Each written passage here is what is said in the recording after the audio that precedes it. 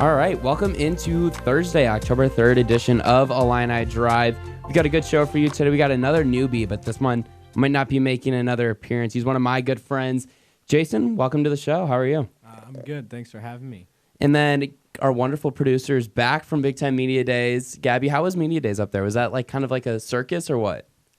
Kind of. I mean, it was just a lot of people running around everywhere. So yeah, kind of, I guess you could call it that. It was fun though. Did you get to talk to any other Big Ten players, coaches than just Illinois?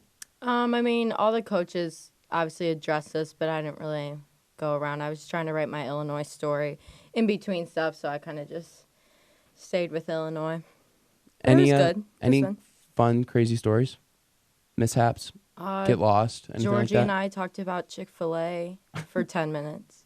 What's Georgie's favorite thing to order at Chick-fil-A? I don't know. Probably just, we were talking about the chicken sandwiches and how there's a Chick-fil-A opening in Champaign. So we were talking about that and how crazy it is that people camp out. Because people camp out like It's worth it. 2 days. It's not worth it. To camp out, put up tents for Chick-fil-A. I love Chick-fil-A more than the next guy, but to camp out in a tent for a sandwich, it's a little excessive. Okay, so before we get started, have each of you guys had Raising Cane's? No. Yeah. Okay, so you're going to get the question. Cane's or Chick-fil-A? Just on chicken, I'd rather have Cane's, but fries. Wrong answer. Chick-fil-A. Wrong answer. It's Chick-fil-A, and it's always going to be Chick-fil-A. All right, so we've got a really good show for you today. We're going to focus a lot on the Illinois football game against Minnesota this Saturday. Obviously, Illinois 2-2, two really frustrating losses in the last two games against Eastern Michigan and Nebraska, and you play an undefeated Minnesota team that has a lot of momentum since you beat them last year at Memorial Stadium. They've won 7 of their last 8 games dating back to last season. A really rejuvenated defense under PJ Fleck after he let go of his defensive coordinator last season after Illinois just put up 51 points on them and Reggie Corbin ran all over them. So we got to talk about that. Obviously, we're going to talk a little bit about Big Ten Media Days a little bit more. We're going to go in depth. We're going to throw some questions on the wall, throw them at Gabby, see what she's got.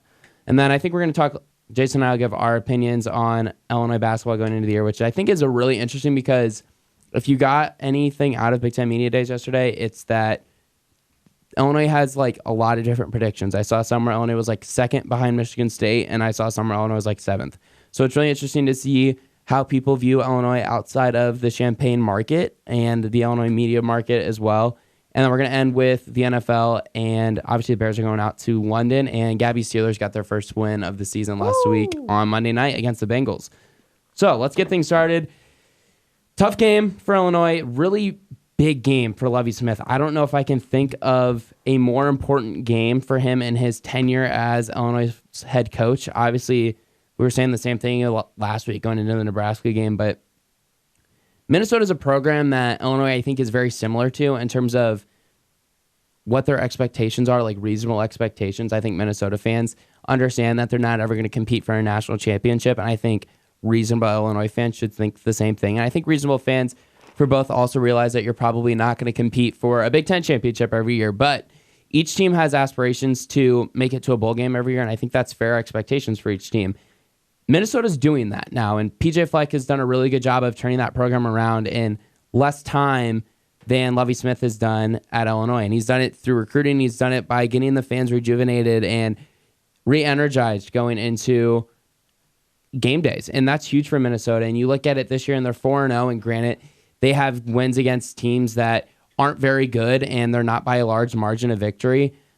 But you're still 4-0, and can you imagine what the environment would be around Illinois if Illinois was 4-0? It would be totally different. So, first of all, what are your guys' expectations going into this weekend against Minnesota?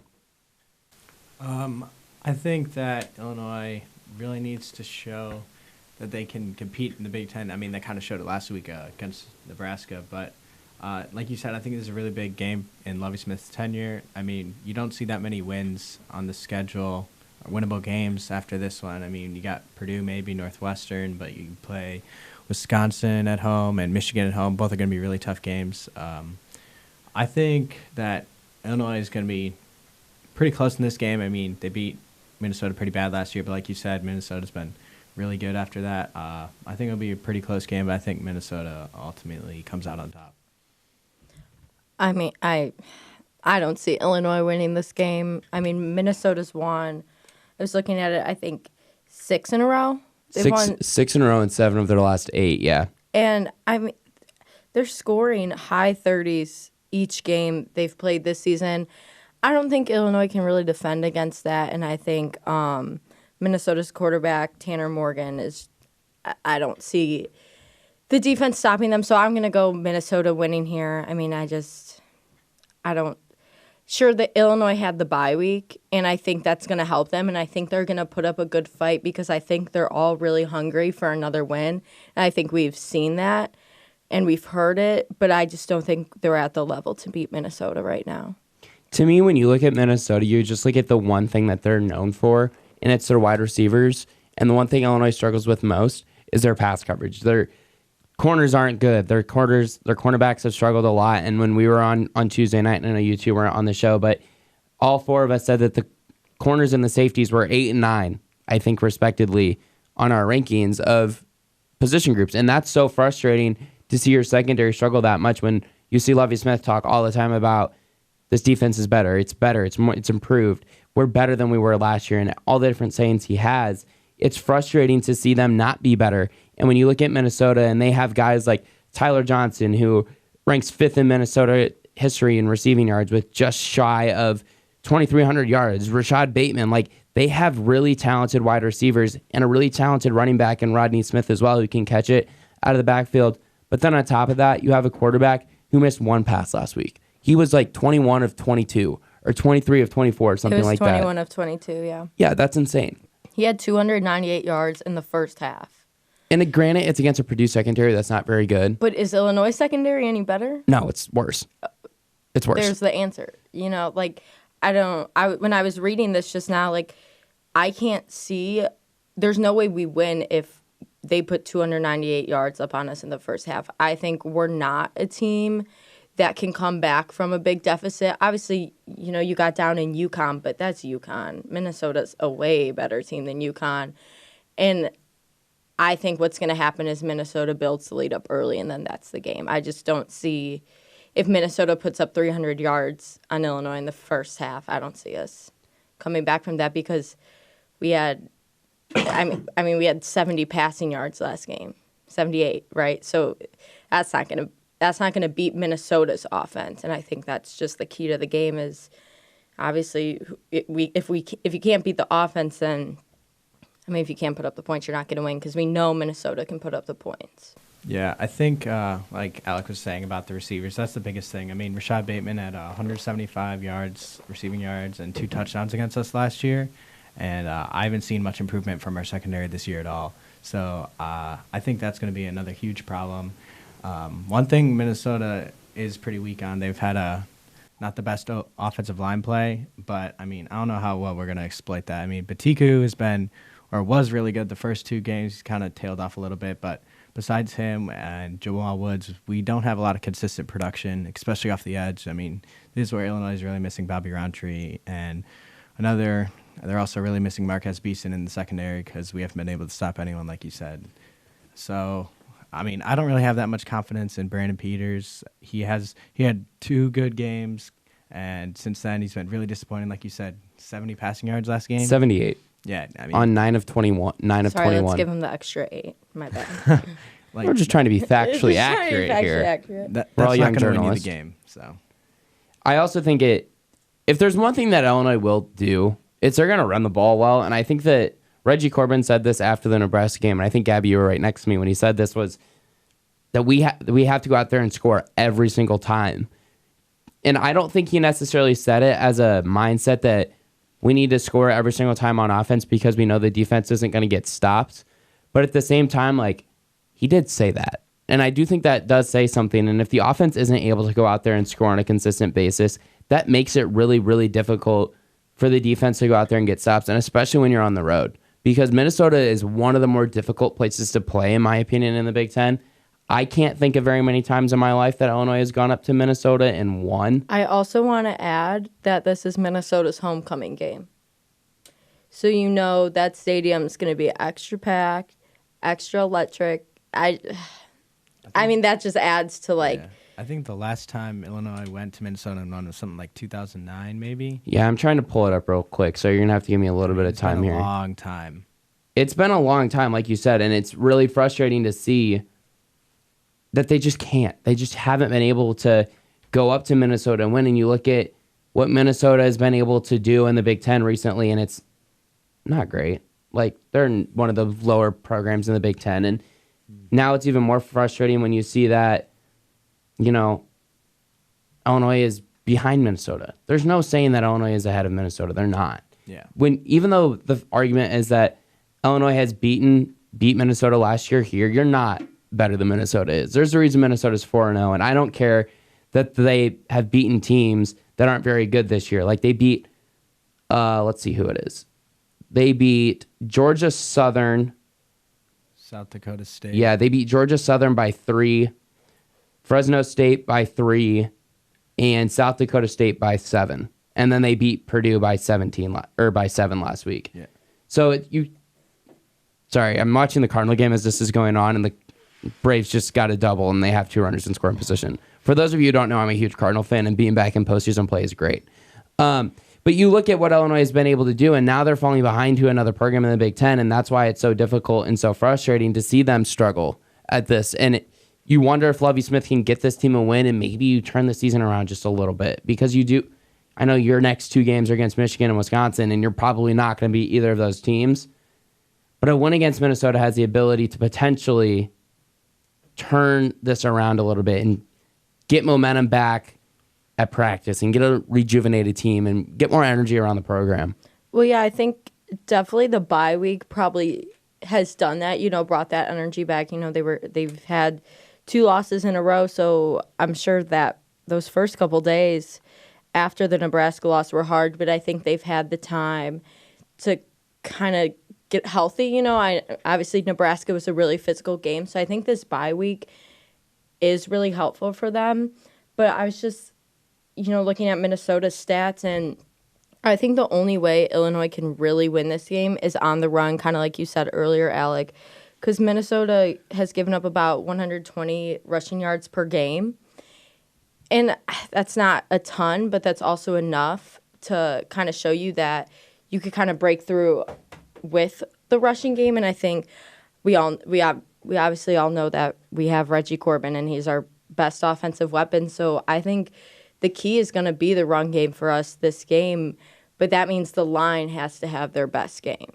Like Minnesota's defense is still really good, and they're not just going to let you they're not going to let Reggie Corbin blow by every drive. So I think it might really be a big game for the offensive line. Last week we talked about this is a big game for Brandon Peters, and he obviously didn't produce like we hoped. But this is a big game for the line and for Reggie Corbin to really, make that extra push and kind of lead his team to a win. I think that's really the only way they're going to do it. I just think it's also really interesting to see the adjustments that they make coming out of a bye week. And I know that's something we talked about a lot after the Nebraska game, was that it's frustrating to see Illinois go out there and do the same thing over and over and over again defensively and continue to get beat on the same things. And I know they did a little bit better in terms of the safety play of not getting beat deep, but it's still really frustrating to see the linebackers get beat over and over and over again on short passes over the middle or short passes out into the flat. Like, that's not something that other teams around the country are getting beat on with their linebackers. And granted, other teams don't really play Illinois' style of defense, the Tampa 2. But if your style's not working and other schools are running a style that's different, adjust. Make adjustments. And I'm not saying you need to blow up your defense and you need to do things that are totally different, but make minor adjustments. I don't necessarily know what the adjustment is to have the linebackers do better in coverage, because ultimately you're handcuffed by having linebackers that aren't very good in pass coverage. But there has to be something that Lovie can do to make the necessary adjustments defensively. Well, I think if we watch a defense against Minnesota that has done the same thing the past 2 weeks, where do you go from there? You have the bye week for a reason. You have to make adjustments. The defense is not working. And, Lovie has stuck by that this is, he has a plan. He has a defensive plan, and we all know when Lovey was in the NFL, he was a great, defensive coach. So we need to see that. And now is the time against a really good Minnesota team. We need to see some changes from the bye week. And I think if we don't, that's just going to be really upsetting, and that's not going to be a good sign for the rest of the season. Yeah, I think, like you said about making adjustments, I think that's where the bye week is really critical, and I think that's something that Lovie Smith has maybe not been so inclined to do in his tenure here at Illinois. I mean, like you said, we played Tampa too, so, I mean, what I would like Lovie to do is maybe try out more DBs, nickel and dime sets. Like, that's what teams are doing nowadays to match up when teams are coming out with three wideouts. Like, our linebackers aren't going to cover those guys. They're not going to cover the slot receivers. You saw last week, Wando Robinson just lit us up. You got to put out something different because they know what's coming at you. I mean, Nebraska knew what Illinois was going to come out with, and they wrecked us. Scott Frost knew it. He said before the game that he knew what Illinois was going to come out with, and they put up almost 700 yards of offense. So Lovey's got to make adjustments, hit Minnesota with something they're not expecting if we want to come out with a win. My counter argument to trotting more DBs out there, and that probably is the best way to cover guys in the flat and over the middle, is that Illinois just doesn't have the depth at defensive back to do that. And I know you mentioned earlier that losing Marquez Beeson hurts, but football is a game of next man up mentality, and it's frustrating to see them not make the adjustments, but ultimately you're still handcuffed by not having depth at corner. Like, at this point, you've got your third string cornerback is a true freshman. Yeah. In Devin Witherspoon, and yes, he's looked good when he's been on the field and he's made nice plays, especially on special teams, but you can only do what you have with so much, and I don't think that they necessarily trust their second, third, fourth string DBs to go out there and make plays against Big Ten defensive backs as much as they do against their linebackers, whether that's Jake Hansen, who has been actually much better this year in terms of pass coverage and run coverage. And he's been really good at forcing fumbles and even recovering fumbles as well. But when you don't have the ability to trust a younger player to go out there and make plays for you, it's hard to make those necessary adjustments. And I don't think the adjustments need to all just be made on the defensive side. I want to see what adjustments Rod Smith makes offensively, especially in the passing game and blocking wise. I mean, the offensive line has been better, I guess, in pass coverage than I was expecting. Maybe a little bit disappointing, but not very disappointing. When they're getting beat in pass coverage, a lot of times it's off the edge with the tight end getting beat, whether that's Daniel Barker, Justice Williams, or your third level, and it's a running back, whether it's Reggie Corbin or Rayvon Bonner or Dre Brown, whoever it is. I want to see what adjustments they make in that realm as well, because I think just getting better protection for Brandon, and he said this on Monday, that it's obvious that teams want to bring pressure against Illinois and make them work under pressure, especially offensively. So I'm really intrigued to see what they do offensively in terms of that. Yeah, I think another big thing offensively is try to get some of the receivers more involved. Like Trayvon Sidney, they were talking about him preseason, how he would lead the team in catches and all this.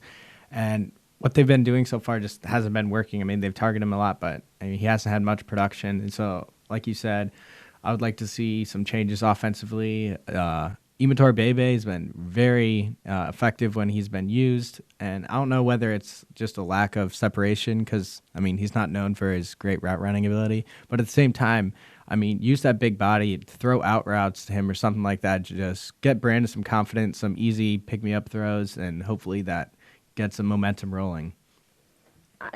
I would agree. I mean, just looking at some of the wide receiver stats, Bebe has a total of 193 yards, and that's the second most.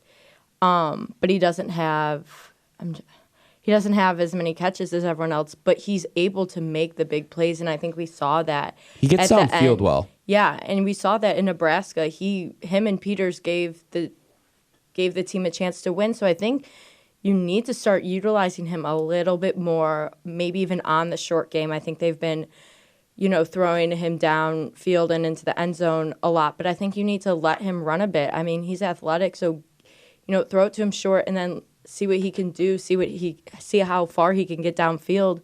But I think we do need to utilize more of the receivers. I think, you have Dominic Stampley. He's been solid this year. You have, like you said, Trayvon Sidney. I mean, he's just in warm-ups, he looks amazing, but then he doesn't get a lot of action on the field, which I think has been surprising to a lot of people.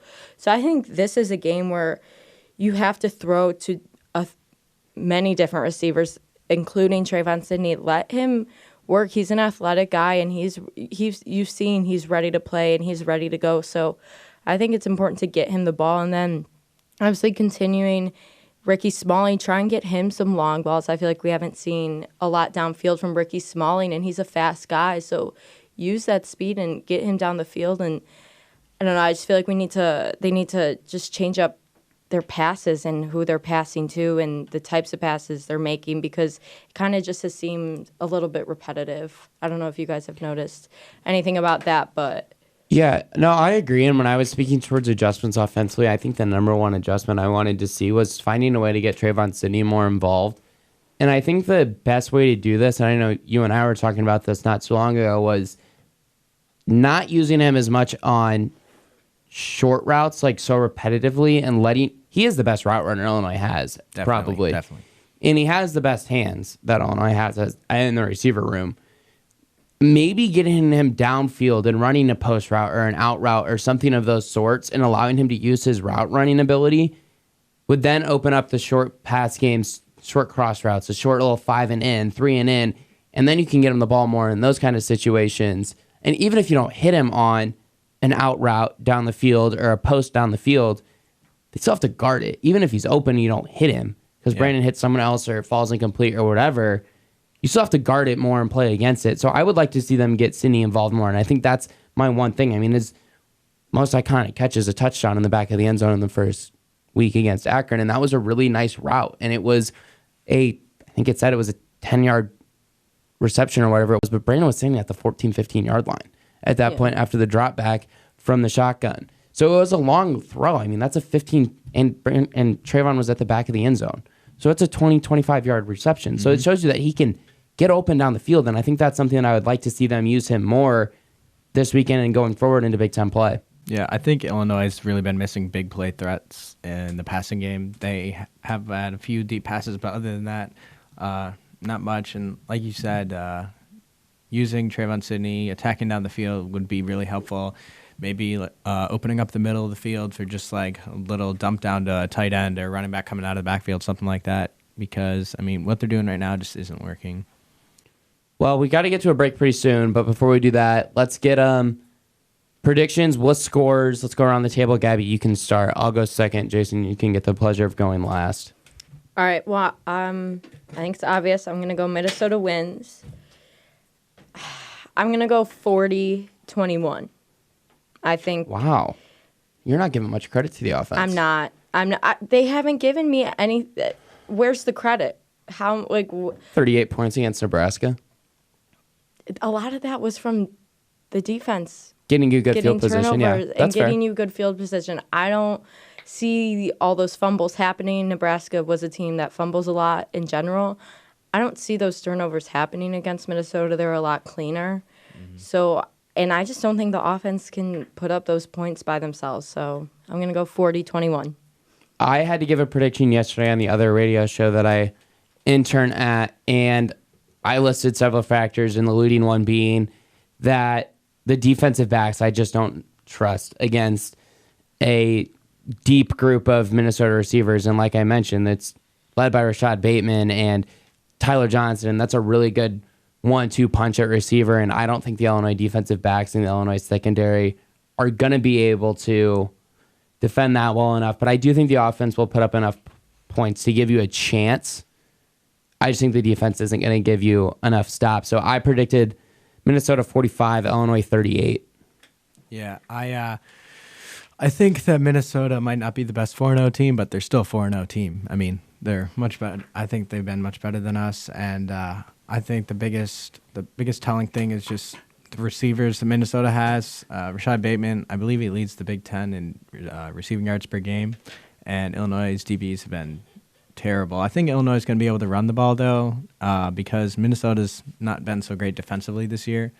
But like Gabby was saying about Nebraska, I think they lead the NCAA in turnovers per game. And that's why we had a lot of good field position and scored. I think the offense will be able to keep us in the game somewhat, but us being away, I just don't see us winning. I have Minnesota 42, Illinois 35. All right, well, before we get to break, just a reminder that Illini Drive is brought to you by the University of Illinois Division of Intercollegiate Athletics, fightingillini.com. Unify, develop, inspire, achieve.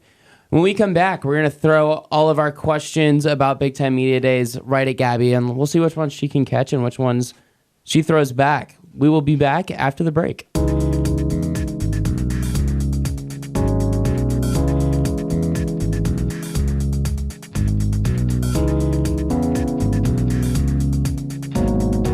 All right, we're back. Sorry, my bad. I didn't have my headphones plugged in and turned on or whatever, so I didn't know if I was talking yet or not. So, Gabby, you got a pleasure of a lifetime, I'm sure, to go to Big Ten Media Days. We were talking about it a little bit during the break, and you had some funny stories. We'll keep those off the air, of course.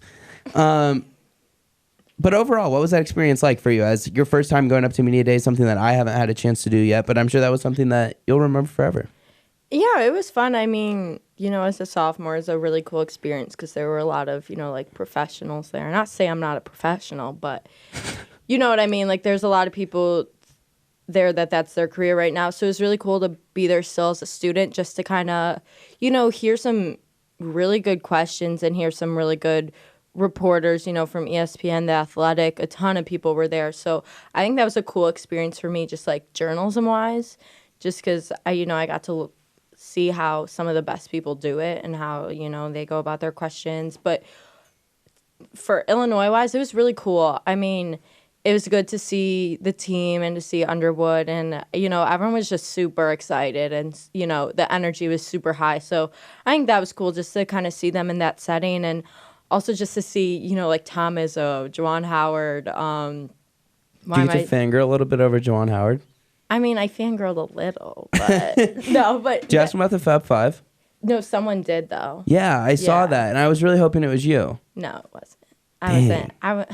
Dang. Sorry. I'll be better next time, but it was, especially, I've grown up, obviously, watching Big Ten basketball, so to see, Tom Izzo, I was like, wow, were you taller than you're him? a legend. No. He's not. Very short, man. He's very short, but I'm taller than, no one. Well, you're what, 5'5"? I'm 5'2". Oh, okay. Yeah. Well, you're sitting down, so it's hard for me to guess. Yeah. All right, so my first question for you is, in terms of Illinois, this is, I would say, the most anticipated Illinois basketball season in the last, 6, 7, 8 years, maybe? I mean, they haven't been to the tournament in 6 years. I'd say close to a decade, yeah. What kind of environment was it like from other Big Ten media outlets around Illinois? And I don't know how much you got to talk to them, but I guess that's my biggest question. What are they saying about Illinois when they were talking to Brad Underwood and Io and Trent and Georgie, who were there for... I mean, I think the expectations are really high coming from everyone. Obviously, here at Illinois, there's a lot of expectations and a lot of hope just because that's our team. But I think most media outlets have those same expectations, and I think in most polls were projected in the top half of the Big Ten, and I know Andy Katz is super into us and thinks we're gonna have a high seed in the tournament, but I think a lot of outlets think we're gonna make the tournament whatever seed we are. I think everyone has that expectation, especially with Io coming back. I think this would be a totally different talk if Io had gone to the NBA or tried to get drafted. I think other media outlets understand the talent Illinois has, and while our record was 12-21 last year, not impressive, those games against Michigan State and Maryland, a lot of reporters were asking about those games. Those are huge games. And those are games that happened a year ago, but people remember them because they were such influential wins. And yeah, they weren't program turning in the moment, but I think seeing all these different reporters, people from ESPN or people, just from other schools asking about those wins and saying, how are you building off of those? I think media outlets can see that something's turning at Illinois, and I think they're also buying into it, but the players are just so bought into that culture right now. That's just what they kept saying is, our culture is so strong, our mentality is so strong. They're in the gym morning, day, night, every day, and I think there is a really good culture growing around this team right now. Do you have any questions? I saw that Io said that he didn't want any court stormings this year because he wants that to be our expectation. So I was wondering, like, if you could tell that the players were confident when talking to the media, like maybe that they have high expectations for this year. Oh, their expectations are very high for themselves.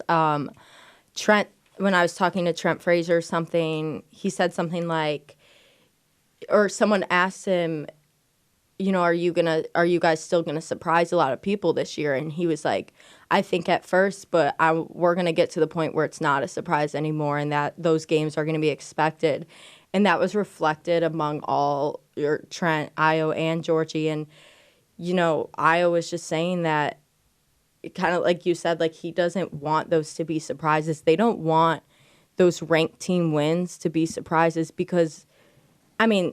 Yeah, sure, they'll play the underdog card. I think that's a good card to play sometimes. But they want people to see that they've grown a lot. They've added a lot of new additions. And I think one thing Underwood talked about was just the impact of some of the freshmen coming in, like Kofi. You have Benjamin Bosmans-Verdonk, if that's how you say it. Yeah, it is. Yeah, you got it. We can call him BBV. Okay, that's BBV, what a lot of people are calling him.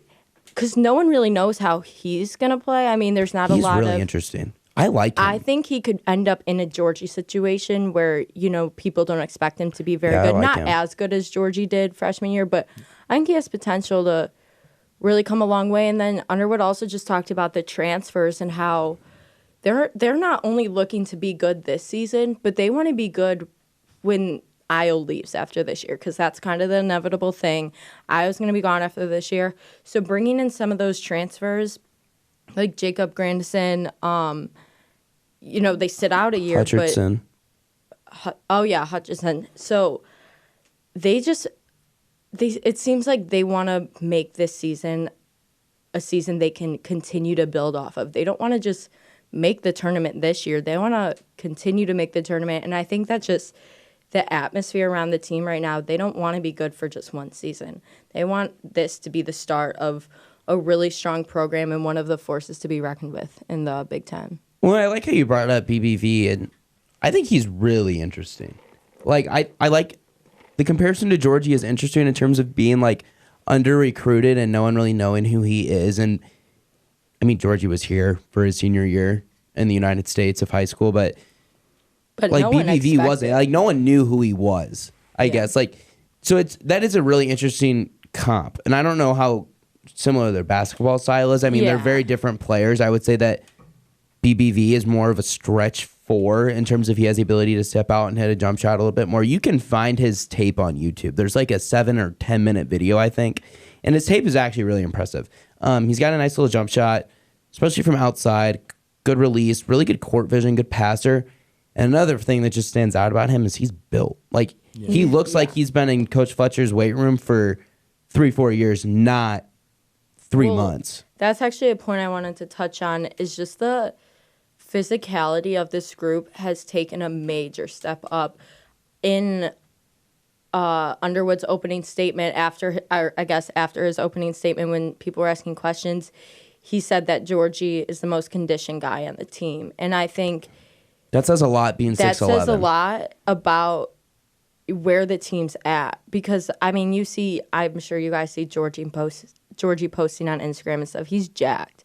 That man is toned. So maybe is not Io. jacked. He's Io's toned. huge. Io actually told us he put on about 20. 15 pounds. Brad said yesterday on Big Ten Network 20 pounds. 20 pounds. And I saw him on campus a week or two ago, maybe. He looks bigger. Yeah, and we had a class with him last fall. And he was skinny. He's just kind of long and lengthy. Just didn't look like a Big Ten basketball player. Yeah. And he's still skinny, but he's got toned. muscle definition now. And Underwood also mentioned the physical strength that Frazier and Io have put on. Mm-hmm. And he was talking a lot about just that duo in general, because another thing I wanted to bring up was last year, Trent would have a good game, Io wouldn't. Io would have a good game, Trent wouldn't. Especially at the beginning of the year. Especially, Underwood talked, they started to find that chemistry late in the year, but Io and Trent both said about each other that this is the year they're really going to mesh, and they feel really good about where they're at as,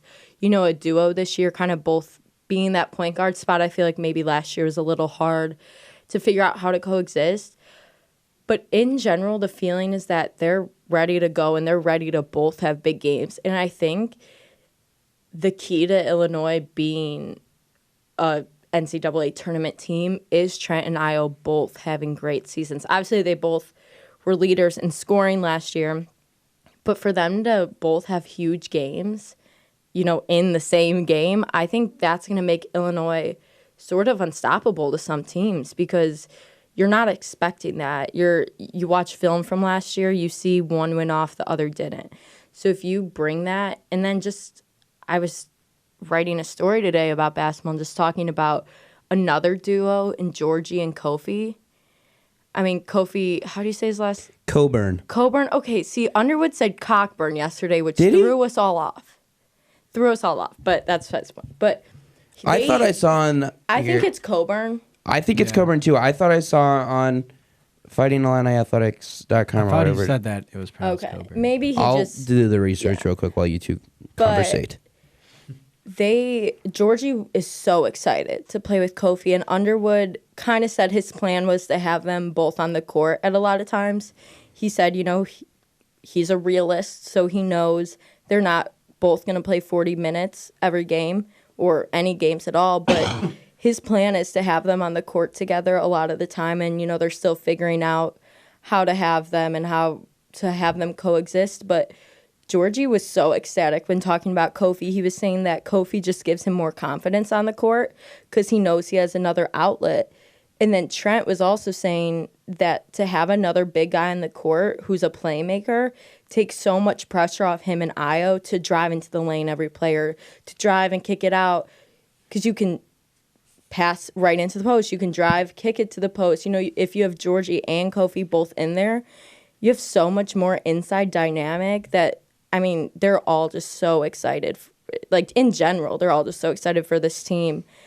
And I don't know, the atmosphere is really exciting just because we haven't had these expectations in a while. And I think that's the big thing is they're handling them well. They've said they understand the expectations, but they're getting in the gym and they're still working. They're trying not to listen to that stuff because at the end of the day, when the lights come on, they have to live up to those expectations. So, kind of put your head down, get in the gym mentality now, and then show everybody what you can do when it's time. They don't list his pronunciation guide on the website. However, they do list his favorite meal. What? And just because I think it's funny, can you guys try and guess his favorite meal? I bet it's like... There's three foods mentioned in his favorite meal. A meat, a vegetable, and I believe a grain. I think it's a grain. Just because I really think this is funny. I don't know. Chicken. You got one. Oh, chicken okay. is one, yes. Chicken, rice. We got two. Okay, Broccoli? vegetable. That is not broccoli. I'll give you a couple more guesses. Chicken, rice. It is green. I'll give you that. That's what. Yeah, it's a vegetable. It's green. Green beans. No. Asparagus. No. All right, you're done with guesses. Okay. You got two guesses. It's a green vegetable. Peas? It is peas. What? His favorite meal is rice and peas with chicken. Interesting. Wow, that's interesting. But yeah, and his favorite artist is Bob Marley. Obviously, Kofi is from Jamaica. From Jamaica. He also grew up playing soccer and running track. He was a midfielder. And listen to this. He ran the 100-meter and 200-meter. Can you imagine a 7-foot, 300-pound man running a 100-meter dash? Wow. But no, I think he's a really interesting player to see. And clearly he's an interesting person off the court, having an interest in eating rice, peas, and chicken as a I'll have to ask freshman him in college. about that. Yeah, I'll have to ask him about I'm that. really intrigued to ask him about that. That sounds hilarious. I think he's in a lot better shape than people think, too. some 300 pounds, people think that he's overweight. And he's actually cut down. I think they say he's about 285 now. Yeah, Brad said 288 yesterday, I think, on Big Ten Network. He's been... I think they're still trying to get that a little lower. I think I read a while ago that they want to get him down to 275 at some point. Really? I don't know how realistic that is. I heard that he was running an extra mile after every practice by himself just so he could get in better shape. I don't know if that's true or not. I think it's going to be really interesting to see him play. I think there's a lot of potential there. I agree. and for him and Georgie to be together, I I agree. think that Especially if could be a pretty hard duo to stop. Especially if Georgie gets to a point where he can step out and hit an elbow jumper, or even step out and hit a 3-point jump shot. He's been working on his 3. He's ready to shoot it. He told me he wants to shoot it. It comes out of confidence for him. When he was on my other radio show earlier this semester, and he said he can shoot it. He knows he can shoot it. It's just he doesn't have the confidence to shoot it. And that was maybe about a month ago. That was before week 1 of the football season. So that was about a month ago. But he said he was feeling good about it. yeah, and that's good, and that's huge. But ultimately, for this team to take the next step, it's going to come down to defensively, and we're going to see them get the opportunity to take that first step on Tuesday, November 5th, against Nicholas State, I believe. Nichols State. They have an exhibition November 1st against Lewis, but we're gonna ignore that one. Okay. We're gonna go straight. I guess we'll ignore it. We're going straight to regular season play, and then you go to Arizona and Grand Canyon. You go to Grand Canyon first, and then you have to stay out there and play Arizona. So they start 2-0, hopefully, and then you can hopefully beat an Arizona team. But it'll be really interesting to see what this team does. You expect them to put up points, but can they answer the questions defensively? That will be able to be answered in about a month and 2 days. Oh, exciting. I know. I can't wait for Illinois basketball to get started, so maybe we can all cover a winning team. A winning that would be nice. team. I'm That would be covering a great. winning volleyball team. You are. I'm happy And they have a with big weekend this weekend again against Purdue. But when we come back, we're going to talk about the NFL. Bears are obviously going out to London. The Roquan Smith situation that we talked about on Tuesday has been figured out. And Gabby Steelers, The Steelers are finally back. have a win. Are they back? We will talk about it when we get back from the break in a couple minutes.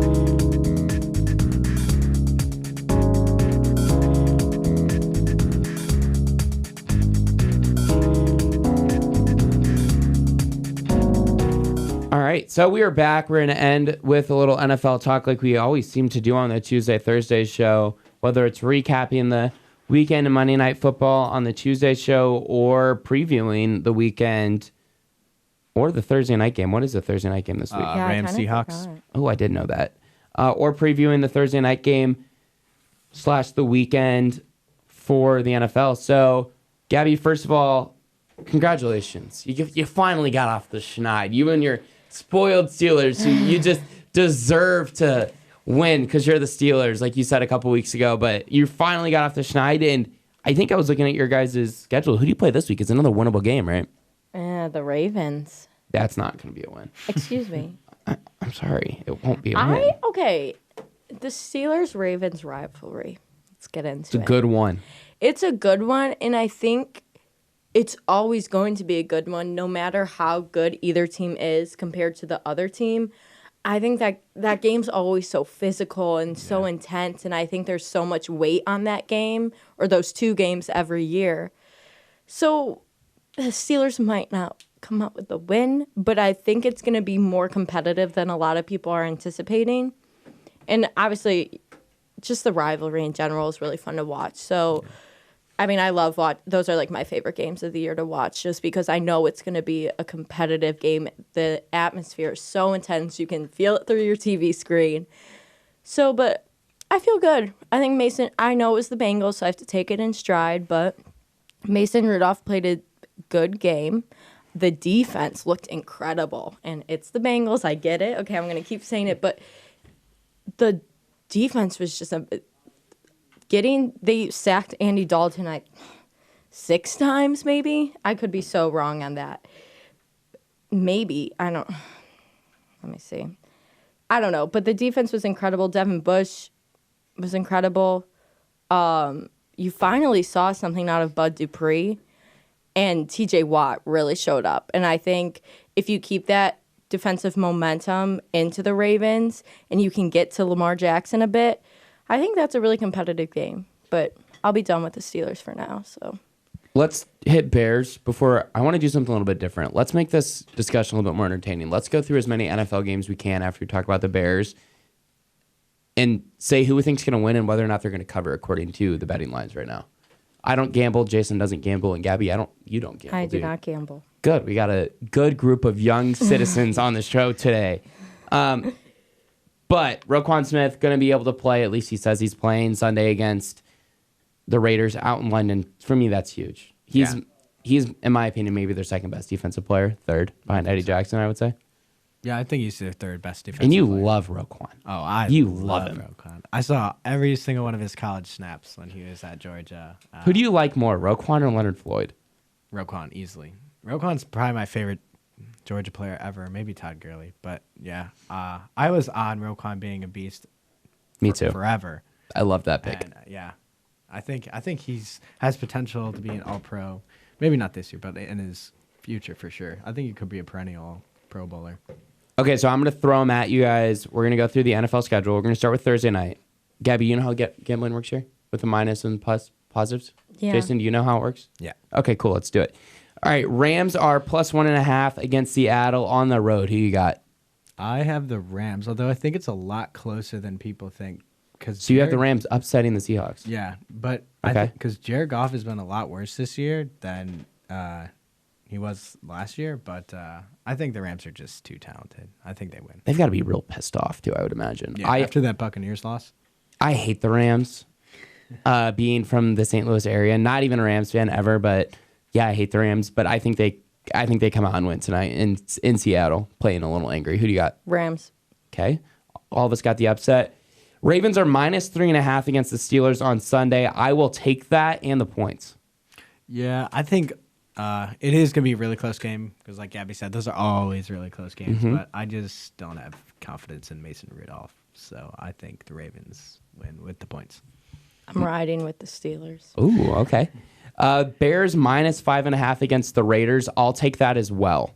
Yeah, I think the Raiders are bad. And the Bears defense. I think they get a touchdown. Yeah, and even without Roquan and Akeem Hicks last week, they were still really, really good. To be fair, they were playing Kirk Cousins, but now you're playing in a Raiders offense that might not be any better. yeah. Gabby? I think there's no way the Bears lose. I'm gonna go Bears, and I agree. I think a pick six is coming. Okay, cool. So you got Bears minus 5.5 too? Yep. All right, cool. Cardinals versus Bengals. This one's kind of gross to me. That's Yeah, this one's not good. This one's ugly. Cardinals are plus 3, so the Bengals are getting 3 points projected to win by a field goal. It's in Cincinnati, so I'm going to take the Bengals. And it's hard to go 0-4. It's hard to go 0-5. Yeah, 0-5 in the NFL. It's hard. I agree, but I think I'm taking the Cardinals because they're plus 3, and I have no confidence in Andy Dalton. I think he's terrible. And Okay. John Ross is on IR now, and without AJ Green, they have like no offensive weapons. Okay, besides that's Joe fair. Mixon. You kind of got me swayed, but I'm gonna stick with it. Who do you have? I'm gonna go Cardinals as well. Okay. Andy Dalton, it's just bad. Yep. Jaguars at Panthers. Panthers are minus 3.5. I'm gonna take Cam Newton, although he's not playing, is he? He's not out. He's been out. Yeah, he didn't play last week either. I remember reading earlier this week that he might get held out again. I'll take Panthers minus 3.5 against Jacksonville. Same. Panthers have been really good actually since Cam Newton's hurt, although it's not because he's hurt. Yeah, you're a big Cam Newton guy too. I'll go Panthers too. Okay. We're moving on to the Vikings and the Giants. Giants are at home, and they are plus 5. This one is also very gross to me. Yeah. Gross football. Yeah, and I don't like this betting line at all. I guess I'll... You know what? I'm going to take the Giants here. I think I'm going to take the Giants. I'm going to take Daniel Jones. I really don't know. I think I'm going to take the Vikings just because they have good defense. I think it's going to be disgusting football. Yeah, I think that'd be a horrible game to watch. Absolutely I guess I'll take the atrocious. Vikings. I don't know. I'm gonna go Giants. What's your ESPN Daniel FPI say Jones. over there? Like who's gonna win? Yeah. What's it? They have Minnesota 71%. Ooh. Doesn't make me feel good about my pick. No, I'm going Daniel Jones. Let's go. I'm going to take Daniel Jones as well. All right, this one's easy for me. Patriots at Redskins. Patriots are minus 16, and I'm going to take that, actually. Yeah, Redskins are absolutely terrible. They don't even know who they're starting. Yeah, they're a told total mess. No way. Will I'll the take Redskins Patriots. score a point? Yes. I think they'll score, but I don't know if they'll score a touchdown. Yeah, So you Patriots. got- all right. Patriots. We're moving to the other New York team. The Jets travel to Philadelphia. The Eagles are getting 13.5. Sam Darnold's still going to be out, I believe, for the Jets. Yeah. That is why I'll take Eagles minus 13.5. Yeah, and they're on Luke Falk, not even their second string. I'll take the Eagles. I will take the Eagles. Sorry. We're going to move to the Bucks, who somehow put up 55 points against the Rams, and Jameis Winston looked like Florida State Jameis Winston somehow. Yeah, that was weird. I was out of nowhere. They traveled to New Orleans, and the Saints are -3. I'm going to take that. I think Teddy Bridgewater is able to do it at home in New Orleans in the Superdome. So yeah, give me Saints -3. I'll take that too. Teddy Bridgewater is game manager, but the Saints defense has been surprisingly really good this year. Yeah. I'm going to go for the upset. Ooh. I'm going to go Jameis Winston. You think he's turned it around? You think now that he's understands the Arians offense? I think he's going to ride that momentum. I'll take the upset. Did that say fair? Yes! 3-2. All right, sorry. Paul Goldschmidt just hit a home run. It's a one pitch game. All right, we're gonna move to Falcons and Texans. Texans are -5.5. Give me Texans. I'll take the Falcons. I don't think they're going to drop to 1-4, although they've been really disappointing this year. Who do you got? Texans. All right, we're gonna move to Monday night because we're running out of time. Actually, you guys want to do Chiefs Colts or 49ers Browns? I want to do 49ers Browns. 49ers Browns. Okay, I've got. Give me Cleveland. They're +3 and they are in San Francisco, but I need to see San Francisco prove it to me. Yeah, I have the Browns also. I don't think they're going to go 4-0. I want Browns. Let's do it. We all seem to agree on this. That is the Illini Drive for the week. Tune in next week on Monday at 6 o'clock. Illinois football takes on Minnesota on Saturday at 2:30 in Minneapolis. And Gabby, you know the routine. Hit the music.